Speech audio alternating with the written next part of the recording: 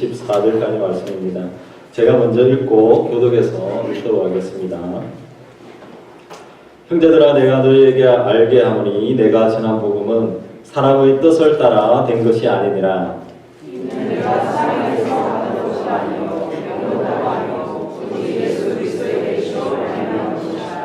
내가 이전에 유대교에 있을 때 행한 일을 너희가 들었거니와 하나님의 교회를 심히 박해하여 멸하고 내가 내 공동주의와 영락자보다 내 교회를 신하시게 되어 내 조상의 전통에 대하여 더욱 열심히 있었으나 그러나 내 어머니의 태로부터 나를 택정하시고 그의 은혜로 나를 부르시니가 그의 아들 남방의 사랑이 위하여 그를 내 속에 담으시기를 도와주실 때에 내가 또 나보다 먼저 사도된 자들을 만나려고 예루살렘으로 가지 아니하고 아라비아로 갔다가 다시 다메섹으로 돌아간노라.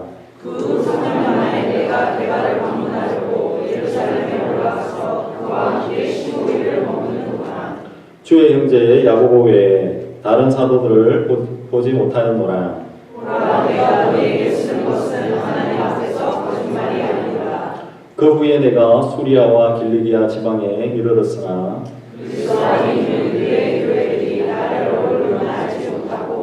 다만 우리를 박해하던 자가 전에 말하려던 그 믿음을 지금 전한다 함을 듣고 함께 읽겠습니다. 나로 말미암아 하나님께 영광을 돌리리라. 아멘. 네, 앉아주십시오. 네, 오늘은 삶을 변화시키는 우리 복음이라는 제목으로 우리 같이 말씀을 나누기를 원합니다. The Sheep Thief라는 책이 있습니다. 양도둑이라는 책인데요. 이 책에 아주 재미난 글이 하나가 있어서 소개하기를 원합니다. 어느 양을 많이 키우는 그 마을이 있었습니다. 그 마을에 한 두 청년이 있었는데 이 청년이 양을 훔치다가 잡혔습니다. 그래서 이 마을에서는 양을 훔치다가 이렇게 잡히게 되면 돌로 도둑의 그 이마에다가 ST라는 글자를 딱 새겨버리면 그런 거를 주게 됩니다. 그래서 이제 ST의 그 글자의 그 약자가 이렇게 Sheep Thief라는 양도둑이라는 그 글자의 그 첫 글자죠. 그래서 ST라고 딱 찍습니다. 그래서 이제 별로 이제 두 청년의 이마에 그 ST라는 그 글자를 이렇게 새겨버렸습니다. 근데 그 중에 한 청년이 나는 너무 재수가 없이 이렇게 걸렸다라고 이렇게 생각을 했습니다. 그래서 내 인생은 이제 양도둑이구나라고 이렇게 생각을 했습니다. 그래서 그의 인생이 이제는 양도둑의 그 삶을 살아간 겁니다. 계속해서 그냥 양을 훔치는 그 일을 하게 됐습니다. 근데 또 다른 한 청년이 있었습니다.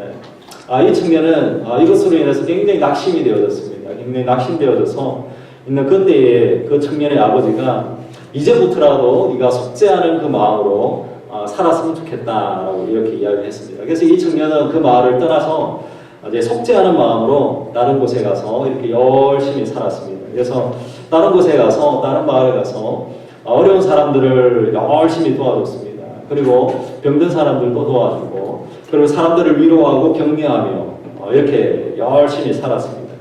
그렇게 열심히 살아가는 그 동안에 그 동네에 있는 아이들이 물어보기 시작했습니다. 부모님에게 저 사람은 참 특이하게 이마에 ST라고 이렇게 글자가 새겨져 있는데 아빠, 엄마 뭔지 알아요? 이렇게 계속 물었던 겁니다. 그래서 그 동네 사람들이 한결같이 자기 자녀들에게 뭐라고 했냐면 저 ST는 세인트의 준말이다 라고 이야기를 한 겁니다. 무슨 말인지 아시나요? 이 세인트는 성자입니다. 성자. 그래서 비록 그 친구는 양도둑이었지만 속죄하는 마음으로 정말 열심으로 그의 인생을 살았던 것입니다. 그러다 보니까 양도둑에서 성자의 삶으로 완전히 바뀌어진 그의 삶을 살았다라는 그런 이야기입니다. 오늘 우리 함께 나누는 이 갈라디아서 오늘 본문의 말씀에 보면 바울은 원래 그리스도인들을 핍박하는 자였습니다. 근데 이제는 그 삶이 완전하게 변화되어져서 그리스도인들과 함께 핍박을 받는 그러한 사람으로 변화가 되어졌던 그 이야기가 오늘의 이야기입니다. 그래서 오늘 본문의 말씀을 통해서 우리가 복음으로 인해서 정말 우리가 변화되어진 그 삶을 살아가는 우리의 삶이 되어지기를 간절히 축원합니다. 그래서 우리가 첫 번째는 사도 바울은 회심하기 전에 그 삶이 있었습니다. 13절과 14절의 말씀을 제가 한번 읽어보겠습니다. 내가 이전에 유대교에 있을 때에 행한 일을 너희가 들었거니와 하나님의 교회를 심히 박해하여 멸하고 내가 내 동족 중 여러 영갑자보다 유대교를 지나치게 믿어 내 조상의 전통에 대하여 더욱 열심히 있었다라고 이렇게 이야기를 하고 있습니다. 사도 바울은 갈라디아 교회를 향해서 예수님을 만나기 전에는 내가 하나님의 그 교회를 정말로 열심을 다해서 박해하던 그런 자였다라고 이렇게 고백을 하고 있습니다. 사도행전 7장과 8장에 보면 사도 바울이 회심하기 전에 이렇게 박해하며 살았던 그의 삶이 이렇게 자세하게 이렇게 기록되어져 있습니다. 그때는 이름이 달랐습니다. 바울이라는 그 이름이 아니라 사울이라는 그 이름으로 살았습니다. 그래서 바울은 예수님을 믿는 자들을 핍박하는데 열심을 다하고 앞장을 섰던 사람입니다. 특별하게 우리가 성경에서 잘 알고 있는 스데반 집사를 돌로 쳐서 죽일 때도 정말로 열심으로 제일 앞장서서 나아갔던 사람이 사도 바울이었습니다. 그래서 빌립보서 우리 3장 5절에서 6절까지도 동일하게 이러한 이야기를 하고 있습니다. 나는 8일 만에 할례를 받고 이스라엘 족속이요 베냐민 지파요 이 히브리인 중에 히브리인이요 율법으로는 바리새인이요 열심으로는 교회를 박해하고 율법의 의로는 흠이 없는 자다라고 자기 자신을 이렇게 표현을 하고 있습니다. 사도 바울은 유대인이었습니다. 그래서 유대인으로서 율법을 굉장히 잘 알고 있는 사람이었고 또한 율법을 잘 지켰던 그런 사람이었습니다. 그래서 그 당시에는 유대인들이 구원자 되어주시는 메시아를 기다리고 있는 그러한 상황이었습니다. 그런데 난데없이 이제 예수님이 구원자다 그리고 예수님이 메시아다라고 하는 그 소문이 막 이렇게 퍼지는 그런 상황이었습니다. 그리고 예수님을 구원자로 믿고 따르는 사람들이 생겨나고 또한 예수님이 메시아다라고 하면서 따르는 무리들이 생겨나게 된 것입니다. 사도 바울은 이렇게 예수님을 믿는 사람들이 바로 하나님을 거역하는 사람이다. 바로 이 사도 바울은 율법에 사로잡혀 있는 자였기 때문에 우리가 잘 알고 있는 바리새인이었습니다. 바리새인과 같은 그런 자였습니다. 그렇기 때문에 예수님을 믿는다라고 예수님을 메시아라고 믿는다라고 하는 것은 하나님을 거역하는 것이다. 그리고 예수 그리스도를 믿고 예수 그리스도가 메시아다라고 믿는 것은 율법을 대적하는 자다. 이렇게 믿었습니다. 그리고 유대인의 그 전통을 해치는 자다. 이렇게 또 믿었습니다. 그리고 예루살렘 성전을 완전하게 무시하는 그러한 사람이다라고 생각을 했던 것입니다. 그래서 사도 바울이 예수 그리스도를 따르는 자들을 박해하고 때리고 또한 옥에 가두고 스데반 집사를 돌로 쳐 죽이는데 열심을 다했습니다. 이것이 바로 자기 자신은 율법대로 사는 것이다 이렇게 생각을 했던 것입니다. 박해자 바울은 율법으로 인하여서 자기의 눈이 다 가려져 있었던 그런 상황이었습니다. 그래서 자기 자신을 하나님을 위해서 열심히 한다고 한 것이 바로 예수님을 따르는 자들을 핍박하는 정말 아이러니한 그러한 상황이 되어졌던 것입니다. 그래서 어찌 보면 아마 사도 바울은 예수님을 믿는 자들을 핍박하면서 자기 자신은 정말로 열심으로 내가 살아오고 있다라고 굉장히 아마 마음적으로 뿌듯해하는 그런 마음이었을 것 같습니다. 사도 바울은 그리스도인들을 모두 다 없애야 되겠다라는 그런 사명감이 있었습니다. 그래서 대제사장으로부터 그리스도인들을 모두 다 체포할 수 있는 그런 위임장을 받았습니다. 그리고 나서 병사들을 다 이끌고 나서 위풍당당하게 그 다메섹을 향해서 나아갔습니다. 그곳에서 진짜 이제 위임장을 가지고 공식적으로 완전하게 예수 믿는 자들을 다 잡으려고 하는 그런 계획이 있었던 것입니다. 근데 그 다메섹에 가는 그 상황들 가운데서 어떤 하나의 사건이 일어났습니다. 사울은 다메섹에 이르렀을 때 갑자기 눈을 뜰 수 없는 강렬한 그 빛이 들어왔습니다. 앞을 볼 수가 없었습니다. 그런 가운데 사도 바울이 앞에 땅에 끄꾸러졌습니다. 그 상황 가운데서 사울에게 우렁찬 그 음성이 들리게 되어졌습니다. 이 상황이 사도행전 우리 9장 4절에서 5절까지의 말씀이 있습니다. 제가 한번 읽어보겠습니다. 땅에 엎드려져 들음에 소리가 있어 이르되 사울아 사울아 내가 어찌하여 나를 박해하느냐 하시거늘 대답하되 주여 누구시니까 이르시되 나는 네가 박해하는 예수라. 이렇게 말씀을 하고 있습니다. 사울에게 하나의 음성이 들렸습니다. 하나님의 음성이었습니다. 사울아 사울아 내가 왜 나를 핍박하느냐 이렇게 말씀을 하고 있는 것입니다. 바울은 주여 누구십니까? 이때 소리가 들리지 않습니까? 나는 내가 핍박하는 나사렛 예수라 이렇게 이야기를 하고 있습니다. 근데 참 이상한 것은 주님은 사울에게 질문을 할 때에 너는 왜 내가 정말로 사랑하는 교회를 핍박하고 있느냐 이렇게 질문을 하고 있지 않다라는 것입니다. 또한 하나님께서 사울에게 왜 나의 성도를 이렇게 핍박하고 있느냐 라고 말씀을 하고 있지는 않다라는 것입니다.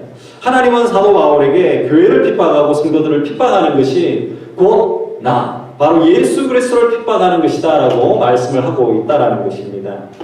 때로는 우리가 잘 생각을 해보아야 될 것이 있습니다. 우리는 교회에 상처를 주고 있을 때 그때 우리는 생각할 것이 있습니다. 바로 예수님은 우리에게 내가 상처 주고 있는 예수라 라고 말씀을 하실 수 있다는 것입니다. 또한 우리가 형제자매들에게 우리가 상처를 주고 있을 때는 어떻습니까? 그때도 우리가 생각해보면 예수님이 우리에게 네가 상처 주고 있는 예수라 이렇게 이야기할 수 있는 것입니다. 우리가 남편과 아내를 우리가 무시하고 상처 주고 있을 때도 마찬가지입니다. 그때도 우리가 잘 생각해 봐야 되는 것입니다. 예수님은 네가 무시하고 있는 예수라 이렇게 말씀을 하신다는 것입니다. 마태복음 우리 25장 40절의 말씀에 보면 이렇게 말씀하고 있습니다. 내가 진실로 너희에게 이르노니 너희가 여기 내 형제 중에 지극히 작은 자 하나에게 한 것이 곧 내게 한 것이다. 이렇게 말씀을 하고 있는 것입니다.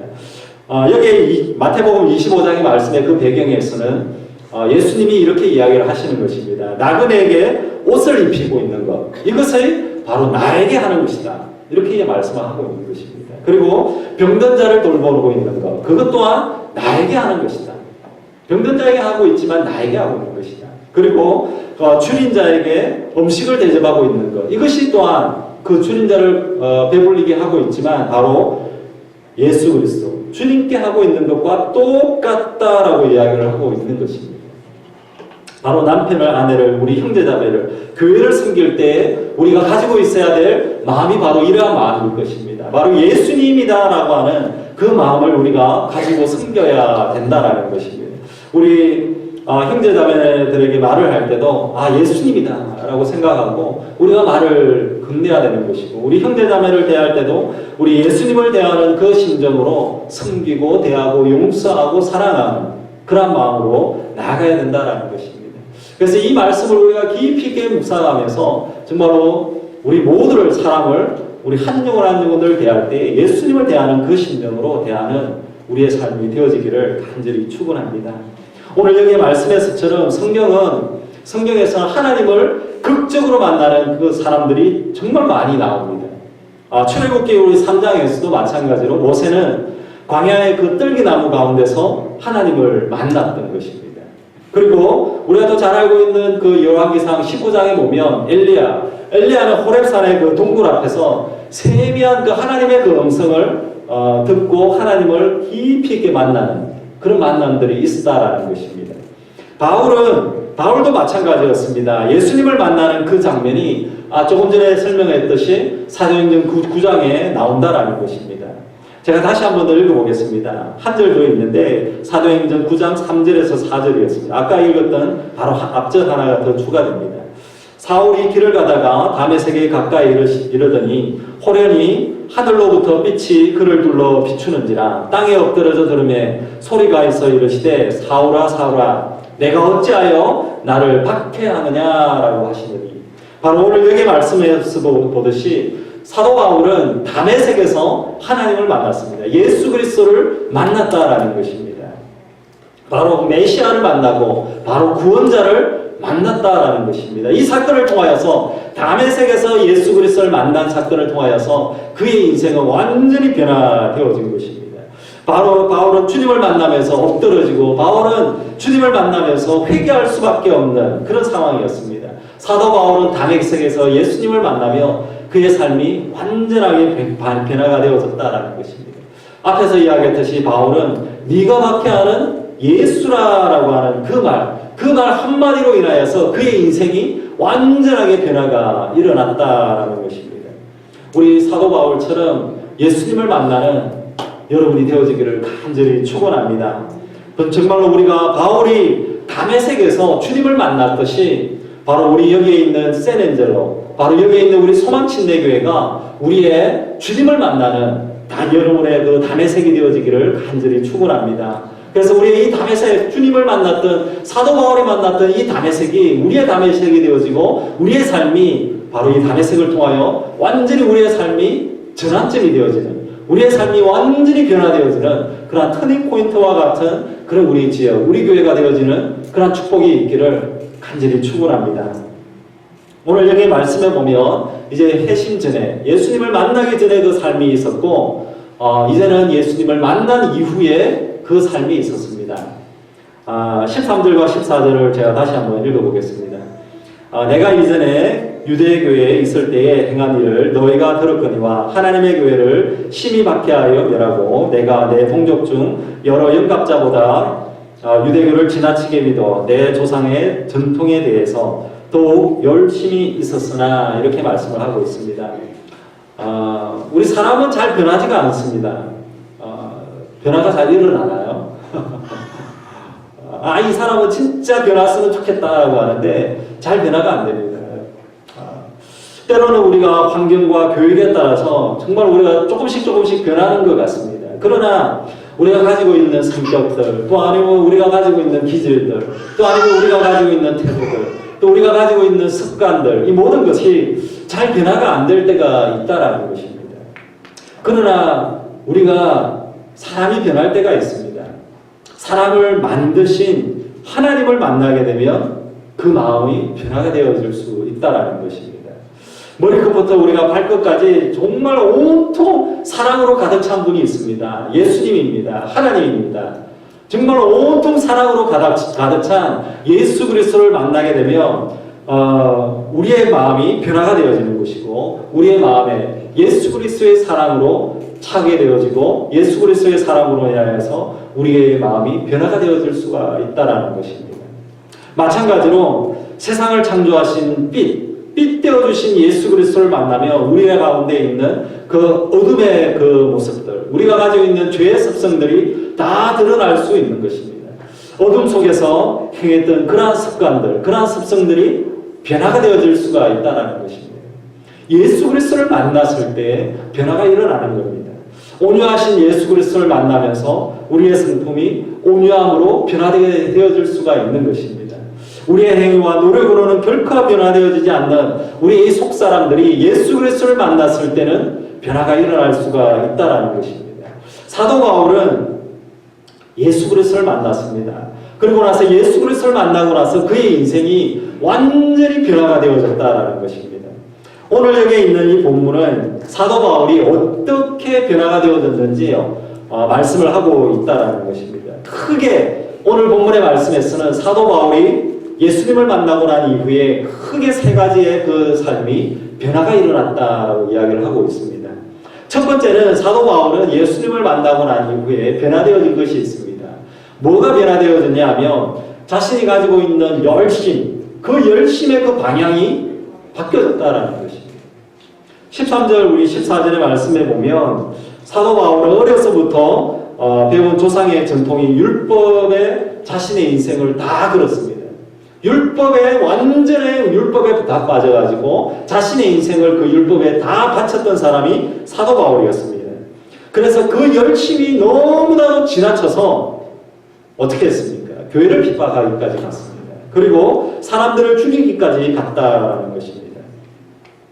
자신의 그 신념에 목숨을 건 나머지 사람을 정말 소중히 여기지 못했던 사도 바울이었습니다. 그러나 하나님의 그 이름으로 정말로 하나님을 괴롭히는 사람, 또 그리스도인들을 괴롭히는 그러한 사람이 되어졌다라는 것입니다. 사도 바울은 율법이 전부였습니다. 율법이 자신의 모든 것이었고 다 기준이 되어졌다라는 것입니다. 그렇기 때문에 율법의 모든 잣대로 사람들을 보는 것입니다. 율법의 잣대로 이 사람은 죄인이다. 이 사람은 죽여야 되겠다. 율법의 기준이 다 모든 그 기준이 되어졌다라는 것입니다. 그 열심이 가득 찼습니다.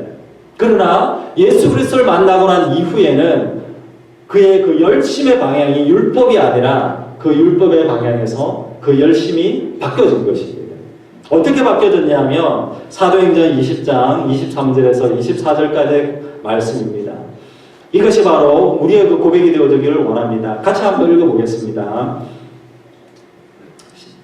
시작. 오직 성령이 각 성에서 내게 증언하여 결박과 환난이 나를 기다린다 하시나 내가 달려갈 길과 주 예수께 받은 사명 곧 하나님의 은혜의 복음을 증언하는 일을 마치려 하면은 나의 생명조차 조금도 귀한 것으로 여기지 아니하노라.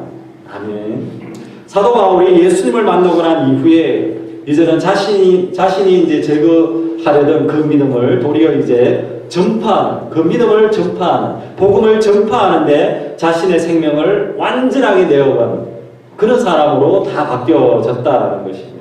바로 이렇게 복음은 우리의 인생의 그 열심과 열정을 다 바꿔줄 수가 있다는 것입니다. 복음은 하나님의 손에 붙들린 사람으로 변화되어질 수가 있다는 것입니다. 예수님을 만나면 우리의 삶의 열심과 그 방향이 바뀌어질 수가 있는 것입니다. 예전에는 우리가 사람들이 상처받든 말든 정말로 내가 하고 싶은 걸 다 이렇게 하는 것입니다.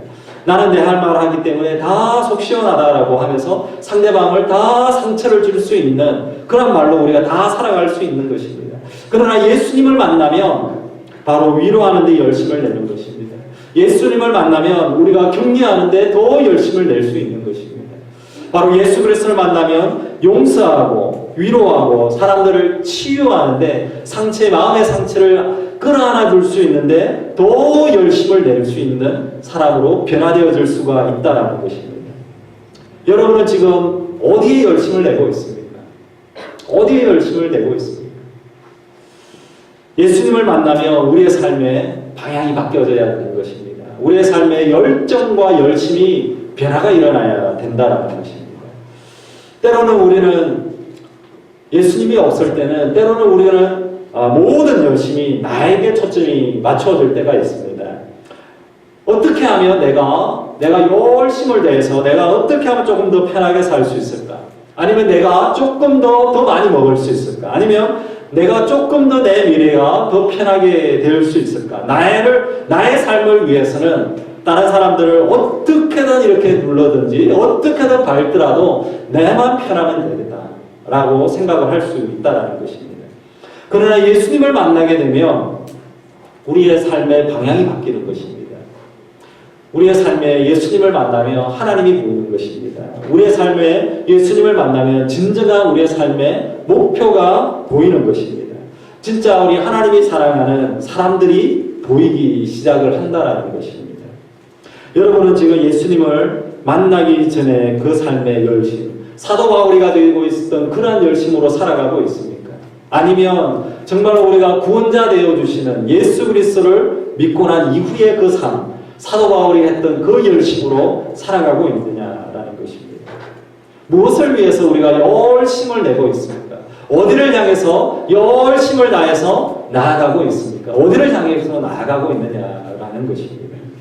예수님을 만나기를 원합니다. 그래서 여러분의 그 삶들 가운데 예수님을 만나서 정말로 올바른 우리 방향으로 사람을 살리는 방향으로 나아가는 여러분이 되어지기를 간절히 축원합니다. 그래서 하나님을 하나님의 이름을 높여드리고 하나님을 영화롭게 하는 그러한 데 열심을 더하는 여러분이 되어지기를 간절히 축원합니다. 두 번째, 우리 사도 바울은 예수님을 만났을 때에 그의 그 삶의 목표가 변화가 되어졌다라는 것입니다. 15절과 16절의 말씀이 있습니다. 제가 한번 읽어보겠습니다. 그러나 내 어머니의 태로부터 나를 택정하고 그의 은혜로 나를 부르시니가 그의 아들을 이방에 전하기 위하여 그를 내 속에 나타내시기를 기뻐하셨을 때에 이렇게 이야기를 하고 있습니다. 사도 바울은 무엇을 위해서 살아가야 될지를 깨닫게 되어진 것입니다. 자신이 태어난 것, 그리고 하나님의 은혜로 부르신 것에 감사하고 있다라는 것입니다. 그리고 바울은 복음을 이방에 전하기 위해서 자신을 부르신 것을 깨달아 알게 되어졌다라는 것입니다.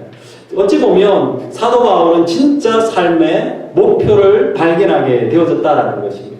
오늘 여기 앞에서 말씀을 한 것처럼 하나님께서 주신 그 사명을 온전하게 발견을 하게 되어졌다라는 것입니다. 여러분, 사울과 바울, 그 이름의 뜻을 아시나요? 이 사울은 큰 자라는 뜻입니다. 가장 큰 자라는 그 뜻입니다. 그래서 이 사울은 가장 큰 자라고 하는 그 이름을 버려버렸습니다. 그리고 바울이라는 그 이름을 택했는데 그 바울은 주님의 가장 작은 종이다라는 그 뜻을 가지고 있다라는 것입니다. 그래서 예수 그리스도를 만나고 난 이후에 가장 큰 자에서 가장 작은 자라는 그 이름으로 변화가 일어났다는 것입니다. 근데 그의 삶에 이름만 바꾼 것이 아닙니다. 완전히 바울의 그 가치관이 다 바뀌었습니다. 그의 인생이 다 바뀌어졌다는 것입니다. 주님을 핍박하는 자였던 사람이 이제는 도리어 핍박을 받는 자가 되어졌다는 것입니다. 바울이 된 다음에 자신은 주님을 위해서 고난을 받는 것이 기쁨이다 라고 이야기할 정도로 정말로 고난을 받으면서 살아갔던 그의 삶이었다는 것입니다. 예수님을 만나면 어둠이라는 우리의 이름을 과감하게 버려버려야 되는 것입니다. 우리가 가지고 있었던 어둠의 자식이었던 그 모습들을 우리는 이제는 다 지워버리고 이제는 다 던져버려야 된다는 것입니다. 이제는 우리 하나님의 자녀라고 하는 그 이름을 우리는 취해야 된다는 것입니다. 예수 그리스도를 만나면서 우리 현재 당하고 있는 고난들이 있습니까? 예수 그리스도를 만났을 때 우리가 당하고 있는 이 고난으로 인하여서 장차 자신에게 나타날 영광과 좋게 비교할 수 없음을 알고 하나님 앞에서 기뻐하는 우리의 삶을 살아가기를 원합니다. 그래서 우리가 예수 그리스도를 만나야 되는 것입니다. 예수 그리스도를 만나면서 우리의 삶의 목적과 우리 목표가 변화가 일어나는 여러분이 되어지기를 간절히 축원합니다. 그래서 우리의 삶의 목표가 변화되어지고 우리의 삶의 목적이 변화되어지면 우리의 삶이 지금은 고난받고 지금은 어려움이 올지라도 그럼에도 불구하고 기쁨으로 나아갈 수가 있다는 것입니다. 주님 안에서 온전하게 기쁨을 되찾는 여러분이 되어지기를 간절히 축원합니다. 세 번째는 사도 바울은 예수님을 만나고 난 이후에 하나님께 영광을 돌리는 그러한 삶으로 변화가 되어졌다라는 것입니다. 21절과 22절의 말씀에 보면 이렇게 말하고 있습니다. 그 후에 내가 수리아와 길리기아 지방에 이르렀으나 그리스도 안에 있는 유대의 교회들이 나를 얼굴로도 알지 못하고 23절과 24절입니다. 다만 우리를 박해하던 자가 전에 멸하려던 그 믿음을 지금 전한다 함을 듣고 나로 말미암아 하나님께 영광을 돌리니라 이렇게 말씀을 하고 있습니다. 사도 바울이 바로 사도행전 9장의 말씀에 보면 예수님을 만나고 하나님을 만나고 난 이후에 복음을 전하는 삶으로 변화가 되어졌습니다. 예수님을 만나고 나서 곧바로 복음을 전했다라는 것입니다. 그의 그 가슴이 뜨거워졌습니다. 그 다메섹에서 사람들에게 예수가 그리스도다, 예수가 구원자다, 예수가 바로 우리를 구원해 줄 수 있는 메시아다라고 외쳤던 것입니다. 복음을 온전하게 전했습니다. 그렇게 복음을 전했을 때에 그게 주변에 있던 사람들은 어땠겠습니까? 유대인들은 어땠습니까? 바울이 전하는 그 복음을 거부했습니다. 이거 왜 이러지? 거부했습니다. 그리고 나서 그 유대인들이 도리어 사도 바울을 핍박하기 시작을 했습니다. 근데 묘하게 시간이 흘렀습니다. 조금씩 시간이 흘러가면 갈수록, 그리고 사도 바울이 복음을 전하면 전할수록 사람들도 감동을 받기 시작을 했다는 것입니다. 왠지 아십니까? 왜냐하면 사도 바울의 삶이 완전히 변화되어진 것을 보았기 때문이다 라고 할 수 있는 것입니다. 오늘 여기 24절의 말씀에 보면 사람들이 바울로 말미암아 하나님 앞에 영광을 올려드린다라고 이야기를 하고 있다는 것입니다. 사도 바울이 하고 있는 그 삶을 보면서 다른 사람들도 하나님께 영광을 돌리고 있다는 것입니다.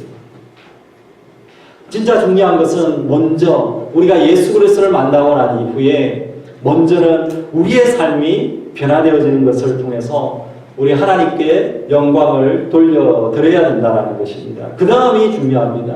그 다음은 우리의 삶이 변화되어지는 것을 통해서 다른 사람들도 하나님께 영광을 돌릴 수 있는 우리의 통로가 되어져야 된다는 것입니다.